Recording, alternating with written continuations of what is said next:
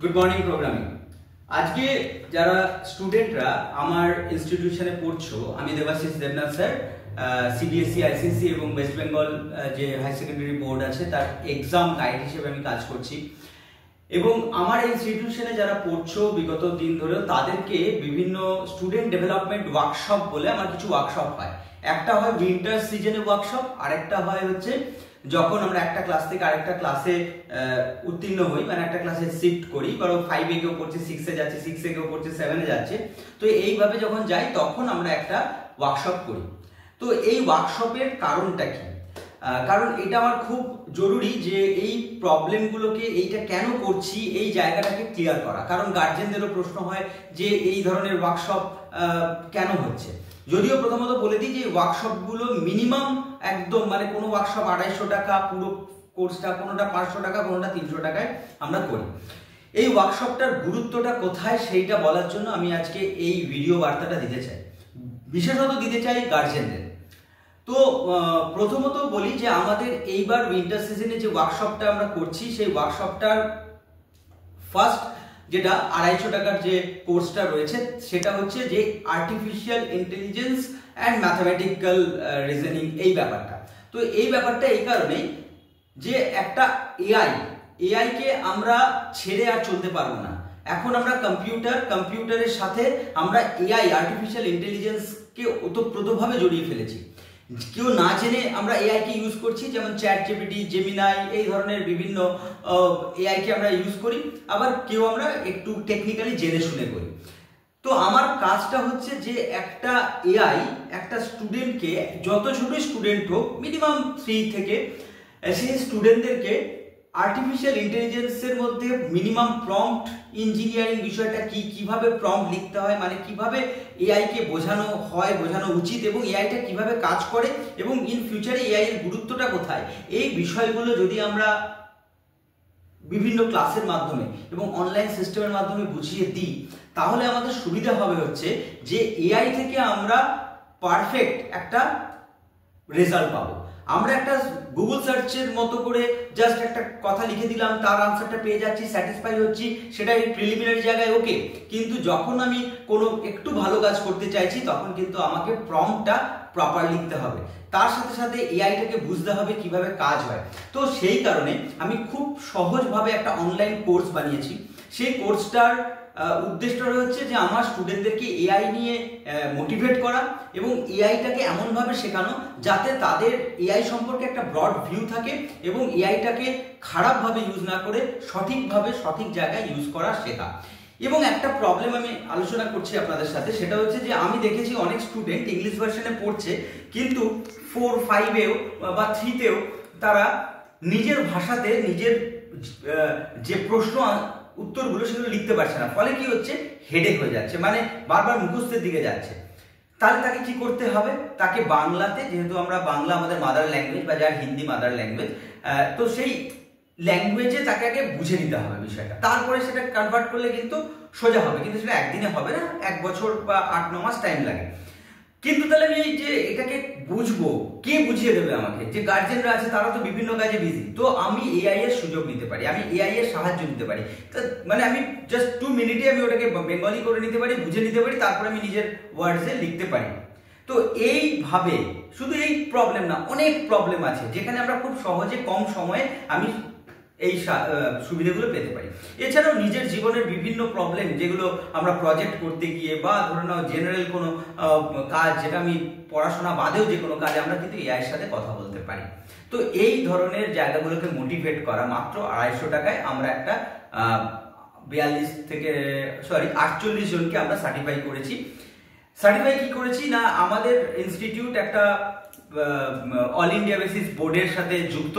তো সেক্ষেত্রে আমরা আর্টিফিশিয়াল ইন্টেলিজেন্সের এই 250 টাকায় যে কোর্স করেছি তার সাথে আমরা একটা সার্টিফিকেটও দিয়েছি, এবং আমরা পরবর্তীকালে যারা যারা নতুন ভর্তি হয়েছে, যারা আগের বছর কোর্সটা করেনি, তাদেরকে এবারে সুযোগ দিচ্ছি যে তারা কোর্সটা করতে পারে। হ্যাঁ, এখানে পরীক্ষা আছে অনেকের, পরীক্ষার শেষ হবে, তারপরেও সেই কোর্সটা সে করতে পারে এমন কিছু না, তাকে আসতে হবে, এটা অনলাইনে চলবে, মানে এআই এর কোর্সটা। কিন্তু প্র্যাকটিক্যাল পরবর্তী যে কোর্স আছে সেগুলো আমি আসছি। তাহলে প্রথমত আর্টিফিশিয়াল ইন্টেলিজেন্স যে ওয়ার্কশপটা আছে সেটা আমরা খুব কম টাইমের কোর্স, এবং সেটা আমরা অনলাইনে এবং অনলাইনের বিভিন্ন সিস্টেমের মাধ্যমে একটা কোর্স চলবে, যেটার মধ্যে দিয়ে স্টুডেন্টরা মোটামুটি 10 দিন পর থেকে তার পড়াশোনা নিজে কিভাবে পড়াশোনা করতে পারবে, নিজে প্রবলেম সলভ করতে পারবে, দেখে টুকে দেওয়া না, সেই বিষয়গুলোকে গ্রুম করানো আমাদের কাজ। এটা উইন্টার সেশনে চালু হচ্ছে, উদ্দেশ্যটা আশা করি ক্লিয়ার হয়েছে। সেই উদ্দেশ্যে আমরা এগোচ্ছি এবং অনেকের ক্ষেত্রে আমি ভালো রেজাল্ট পেয়েছি। আমি আপনাদেরকে কিছু ফিডব্যাক, স্টুডেন্টদের ফিডব্যাক নেওয়া হয়েছে, সেই ফিডব্যাকগুলো পাঠিয়ে দেবো।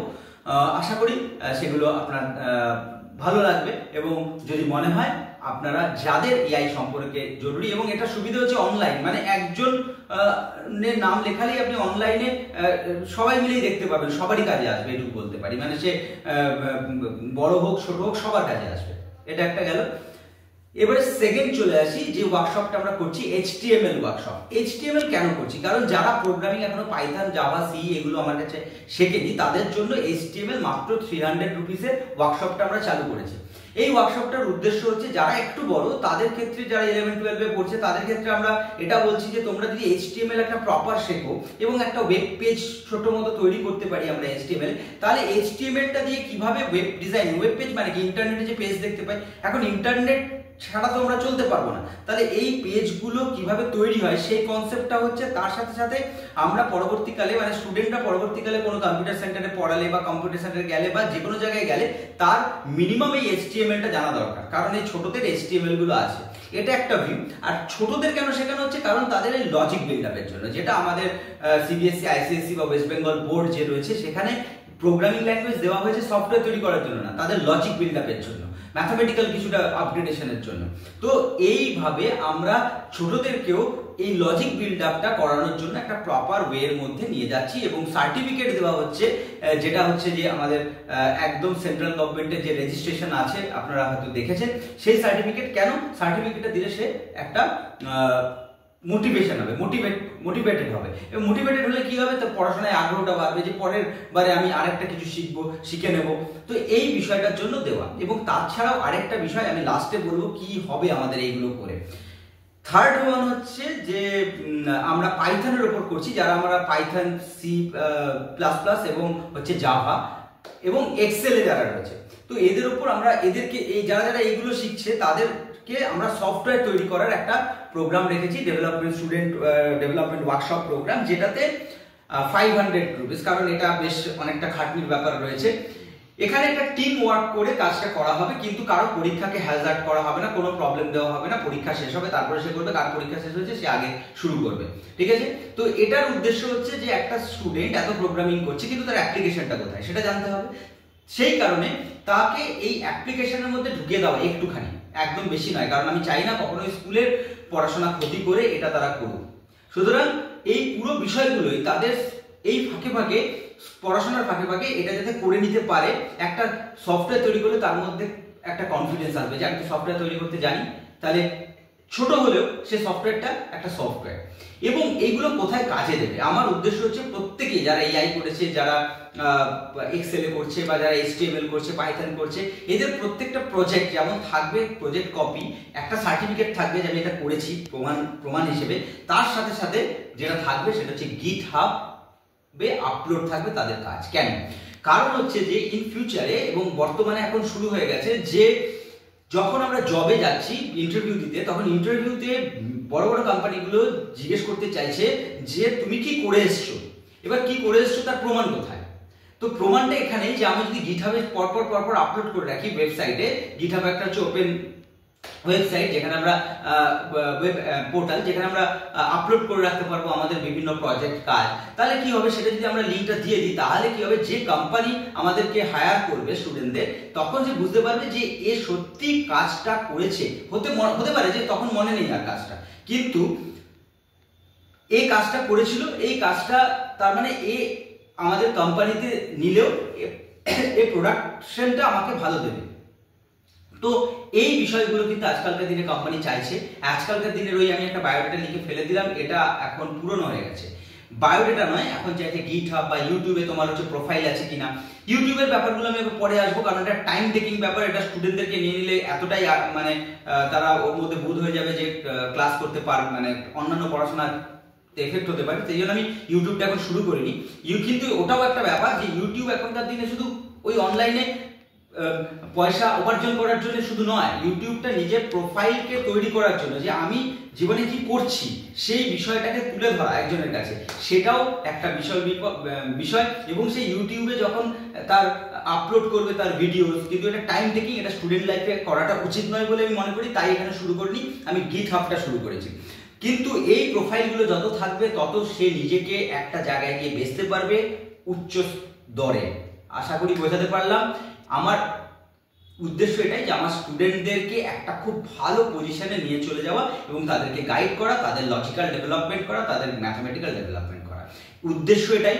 কিন্তু এটা কি হচ্ছে, এটা তো আমি একবারে পারবো না, একদিনে পারবো না, আমরা কেউই পারবো না। আমরা যদি চাই যে আজকে করেনি কলেজের চল থার্ড ইয়ারে চলো এটা করো, হবে না।